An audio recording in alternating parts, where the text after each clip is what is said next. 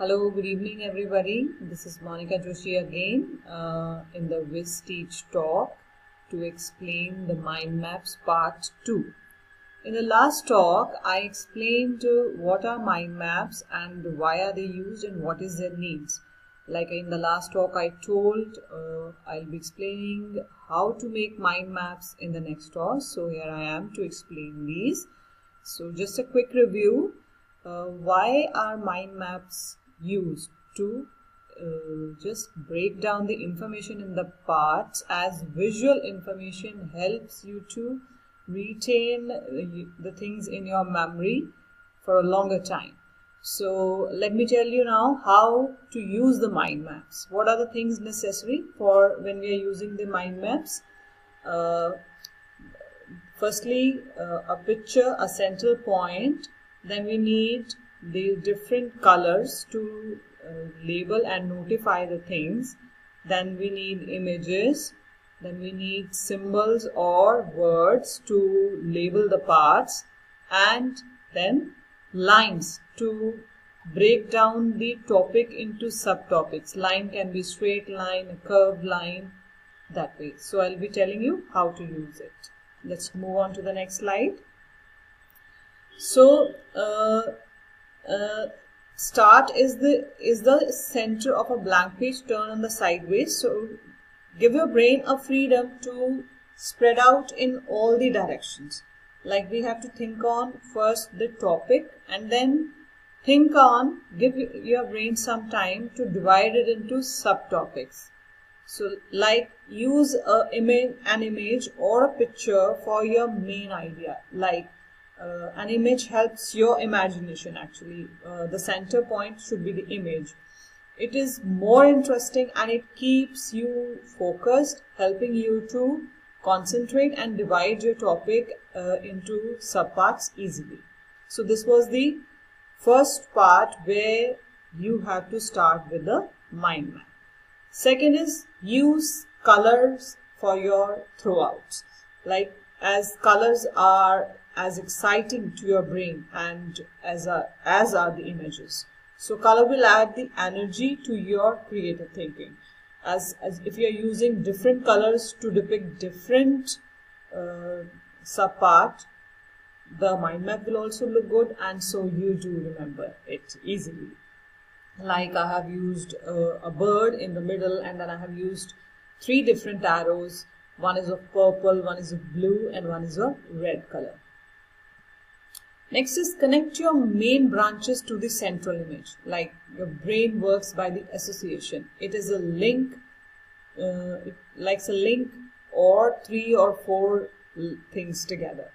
Like you can see in the previous image there were 3 arrows, and then in the next image I have divided each arrow into 2 parts. Like this is the main topic, and this topic is divided into further 2 parts, and this is divided into 3 parts. Let's see, like, or you, instead of making the straight lines, the subtopic can be made into the form of a curvy lines to differentiate between that. Okay, this is the subtopic now. Alright, then next is use 1 keyword per line. Like there's a bird, I have used, one is tree, then nest, and then it can be something else like their habitation or what are they eating, like. And then like tree, there are 2 types of trees. I made it in the form of a image rather than writing. Then for nest, I have made its egg here or in the nest, and then here also you can depict something else. So this was a general breakdown how it can be made. So let's have a brainstorming on the words. Like the first is I'm giving a word like happiness. So you have to think down how you to describe happiness. Just brainstorm and think of the words. What all things bring you happiness. So just as you are brainstorming, let me show you the slide. What all things brings me happiness? Okay. So like my results are like shopping, reading, friends, gardening, travel, the spring season, and the pets. And the fourth thought is that break down the topics into like 40 parts, maximum 40, or minimum is 20. So I just broke down into happiness into this part, these many parts, just to show you. You can break down the topic into the details as per suitable to that topic. Like, let's compare. So I'm brainstorming on the house now. House. So what is like my house? My house is having utensils like fridge, solar cooker, the kettle, and then on the other side reading, if I'm going to reading, how I'm going to read, and then the lamp and the book, if I'm talking about its garden, and I'm talking about the cozy place, and then I'm talking about my resting place. So here I have divided the topic house. So the division is in the form of images. So let's see, when we draw it roughly, we can draw it this way. Okay, so now verbal mind mapping for the happiness, like I told you. So this is the actual mind map. This is the mind map which I showed you, and this way we will draw. Okay, so like I have written reading what? Audio, Kindle, playing, and then happiness brings you what? Friends with work, neighbors, your job, and all those things. This. So let's show it in a pictorial form. Like if I've written shopping what? Going and buying clothes or jewelry. Reading what? Books, Kindle, and or listening audiobooks. And then friends what? School friends or your colleagues. Gardening what? You are going to actually garden, or you are going to go and purchase pots. Or traveling, you are going to make travel plans, or you are going to go on a on a cruise. Then spring season, you are thinking about spring season what? The sun, the flowers, or then it can be rain as well. And then you are thinking about pets. This way you can describe and divide your mind map and then your topic. Okay, now I am just quickly showing you few of the mind maps on the subject topics. Like it's mind map on the topic economics. Like I'm describing inflation. So inflation, what is the definition? Is sustained increase in price level over a period of time. So it is divided in cost push inflation and demand pull inflation. So the demand pull inflation is divided further into two parts. First is increased price resulted from a high demand, then stimulated by easy credit, higher purchase offers, insufficient supplies. And then inflation is measured by CPI, a basket of goods against a base year, or ways to control inflation, monetary policy, fiscal policy. So this way the mind map is made, that how you have to learn the topic inflation. Same way you can develop the mind map of each and every topic, and then you get to know how to learn that particular topic. This is a mind map on integration. How to learn integration topic in mathematics. So this mind map shows. So this way you can make a mind map on cognitive geometry, on algebra, and the topic is so easier to learn. This is a mind map on market failure. Market failure, what it is all divided about: the production, the public goods, and then you have the externalities, you have the social benefits. Social benefits is further divided into two parts: consumption and the production. Then the consumption and production are further divided into sub parts. So this way it shows that how the market failure chapter has to be learned. And when you know that these are the parts and any question comes, you are answering that question easily and can correlate from down to top approach as well.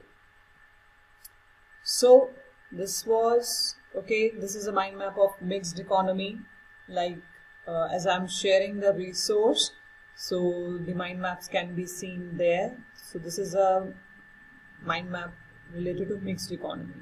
This is a system of equations mind map, how you should learn system of equations.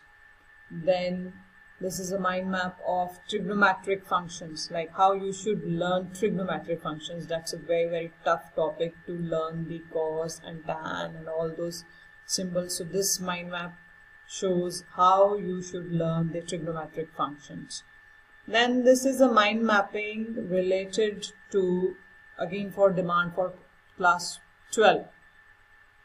So the reasons for downward sloping demand curve. So it's written law of DMU. Then again it's divided in increase in number of consumers, subject and effect, income effect. What are the effects of income? That also it's shown in a form of a diagram. Once if this mind map is clear, you are clear about the demand topic in the economics. Then again, this is an integration map that I have shown, a ready-made map. This is made by one of my teacher. She has made it for me and then I have put it here. So I'm just uploading the resource and it can be used and can be helpful how to learn it. And you can make the mind map very easily in PowerPoint. Like this, you can take the symbols and then you can break down the topics like this. You can put the central idea in and then keywords with the help of the smart art tools. So this way. These are few of the websites which can be used to create the mind maps, like SpiderWeb, Spiderscribe.net, online chart tool, Wise Mapping, Mind Mapple. All these are the websites which can be used. So I'll be just quickly telling you how we can use it on Spiderscribe.net. All you have to do is you have to create an account on it and then you can create your mind map here using these symbols. Like I've created a mind map related of simple machines. Like simple machine is divided into levers. Levers is divided into wheel and axle and then type of user. And if you want to add more what? So you can, this is, so if I want, like I can add a word and then I can add, like lever is divided into what? So this way, like this, and I can add anything here. And then if I have to add the node here, I can add, and then if I want to add the picture, I can add, like I want to add picture here. So here you can upload the picture. Whichever way you can make the mind map online and then you can download it, and it's easier to put it in your presentation if you are showing it and explaining it to some people as well. And then firstly, if you are clear about how to make the mind map, then later on you can go on these websites and you can create the mind maps as well. So I hope the concept of creating mind map is clear to you, and there are n number of tools, n number of websites which will help you, and Microsoft PowerPoint, or you can do it in Google Slides as well with the help of these design, or you can use it from the insert and smart art tools. You can make your mind maps with that. So I hope you liked and enjoyed this topic, and will surely practice this. So this is Monica Joshi signing off. Thank you so much. Bye bye.